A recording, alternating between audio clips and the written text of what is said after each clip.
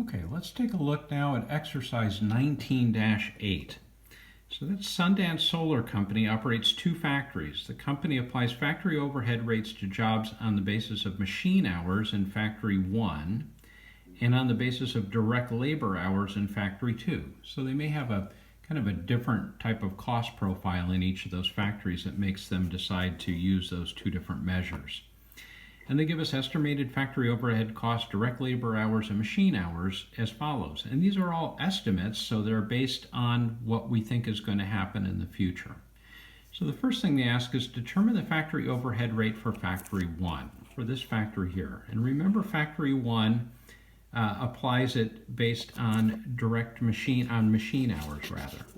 So in that case, I'm going to look at their total estimated overhead for the year for the factory of 12,900, and what I care about here is the estimated machine hours of 600,000.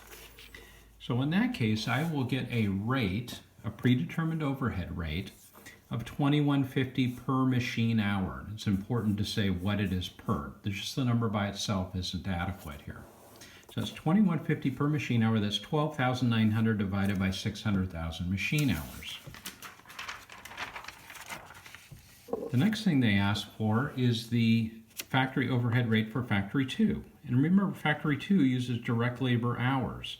So now I've got 10,200 in estimated factory overhead for factory 2, and I've got 250,000 estimated direct labor hours for the upcoming year.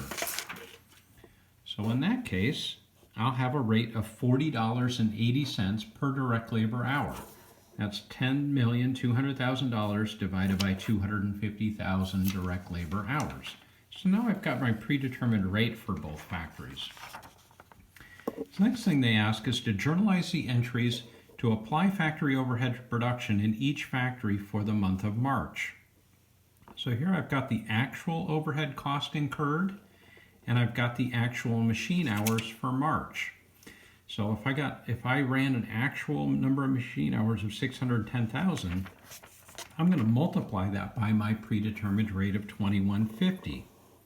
So in that case, I will debit work in process for $13,115,000, and I will credit that holding account, factory overhead, where I've been kind of dumping all of those kinds of costs. Now I'll credit and I'll relieve that account for that same amount. And I get that by $21.50, my predetermined rate, times the actual number of machine hours used. So for factory 2, I'll do it the same way. Remember, factory 2, I have a rate of $40.80 per direct labor hour. And according to the problem in factory 2, I had 245,000 direct labor hours. So in that case, I'll debit work in process for $9,996,000, and I'll credit factory overhead for that amount.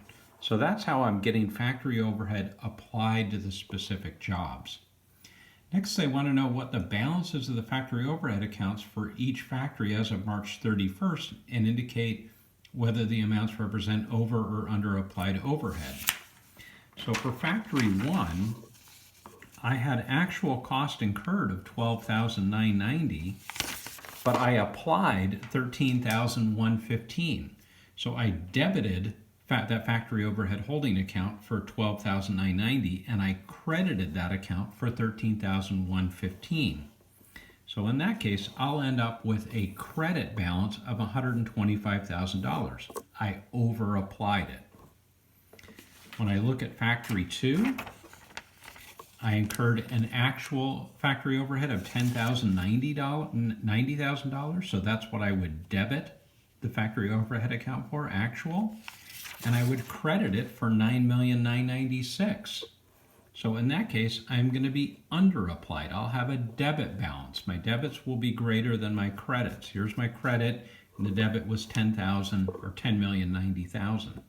So I have a $94,000 credit. That means it is under applied. It's important to be able to note if it's over or under applied. I hope that helps. Thank you.